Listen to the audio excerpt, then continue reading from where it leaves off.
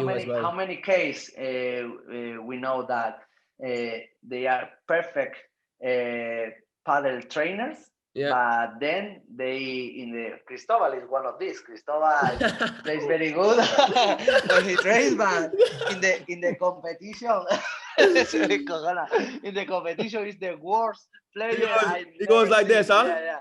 Yeah. Oh no. Cristobal, there is an anecdote. How do you say anecdote? A fact. Yeah. There is a fact that he always tell me that Paquito, one of the most thing that I'm jealous for you is how you play under pressure, because I remember when I was 15 years old that I put in the penalty, I put the ball in the penalty, and I can hit the poste del larguero. How do you say larguero? The bar. Yeah, the bar. Yeah. The bar 10 times continuous, 10 times. Yeah. 1, 2, 3. But then in the competition, my mind, when he ran it to the ball, he was nervous. I finally hit to the corner. It's amazing. It's amazing how the competition can change a player. Yeah, crazy. Yeah. As one of the top young guys in the world, I think you're a great example for up and coming juniors. What's your advice to the young guys if they want to be the next you, or if they want to be the next LeBron and Galan? What's your advice to them to in terms of on the paddle court, work hard or whatnot?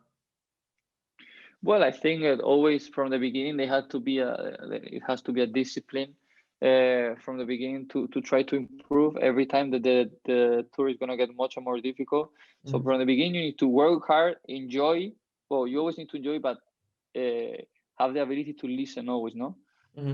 Your coach is always going to want the best for you. So listening, being humble, I think is the most important thing, because being humble is a thing, that a circle that makes good things, no? So I think that's the key, no? And I think I'm learning also from it more and more, no?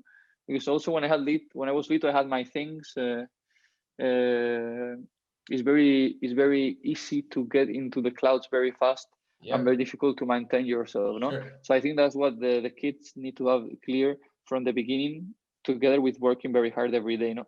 And being constant. If they want something, being constant every day in the things that they want, no? So I think that's the key. 100%.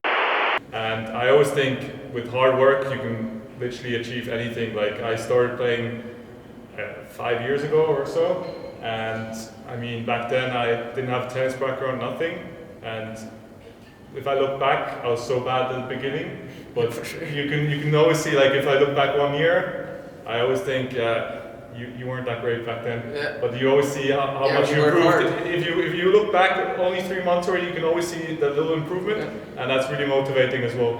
Only if you work hard though, yes. Exactly, yeah. But that's why I've noticed that from the beginning, and Padlr is based on this mentality, which I've really enjoyed. So that's awesome to understand how that comes from, and it seems like that when you're traveling and when you're working so hard, your mind is always about paddle something at some point. Yeah. Like, how can I improve? And that's, I think, is even now I had my exams from university, but still, like during my time off when I was not studying or when I was going for a run, I was still thinking about paddle sometimes. Kind of for the listeners, how did you get into paddle?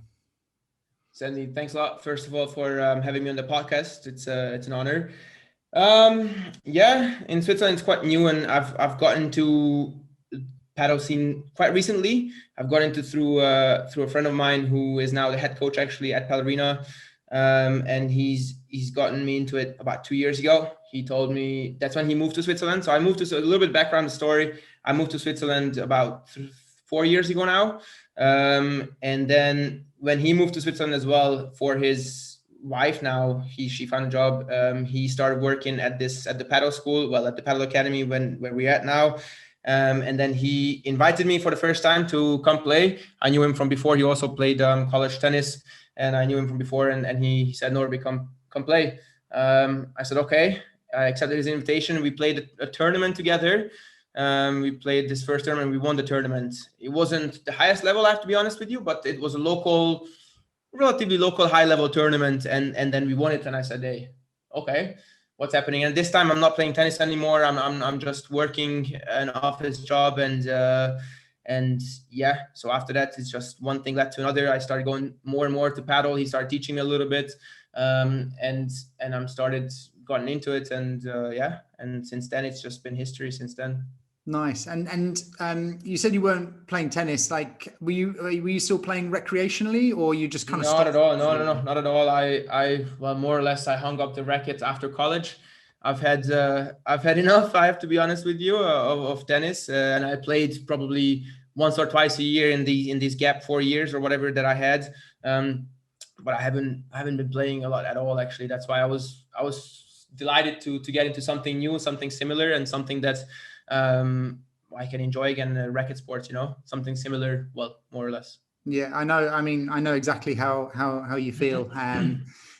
You play tennis for such a long time, and you're kind of so focused on the training for years and years and years. It's quite nice having a new sport to kind of focus on and to learn, isn't it? It's yeah, I thought it was great, especially the learning curve, because the learning curve I found at the beginning, especially extremely steep, and you step on the court 2 hours, you're better at the end of the 2 hours. You step on again 2 days after or a week after, whatever it is, and you're better again, so that gets you kind of addicted, I feel like. And that's what happened to me as well at the very beginning, because I was just astonished and was loving it, and still loving it, actually.